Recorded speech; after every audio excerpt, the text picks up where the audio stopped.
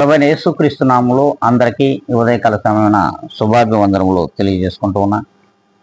ఈ దినమున దేవుడు మనకిచ్చినటువంటి గొప్ప వాగ్దానము, అది సామెతల గ్రంథము 4వ అధ్యాయము 20వ లేఖనాన్ని మనం చదువుకుందాం.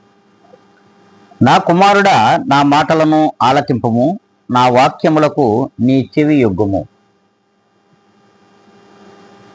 ప్రభు ఈ దినమున మనలందరినీ కూడా పిలుస్తూ ఉన్నాడు. నా కుమారుడా, నా కుమార్తె,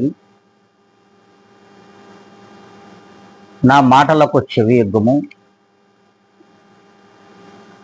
నా యందు నీవు నమ్మకం ఉంచుము.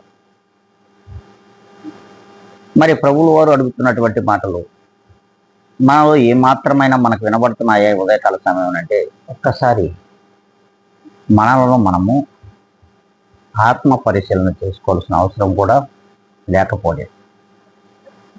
ఎప్పుడు ఆయన వాక్యములకు, ఆయన మార్గములకు మనం అనుకూలంగా జీవిస్తామో, ఆయన వాక్యములను మనం ధ్యానిస్తామో, ఆయన వాక్యములను మనం వింటామో, విన్న వాటిని మన హృదయంలో దాచుకున్నటువంటి వాక్యముల చేత ఆయనను మనం వెంబడించినట్లయితే ఖచ్చితంగా ప్రతి విషయంలో కూడా మనకు దేవుడు సహాయం చేస్తారు.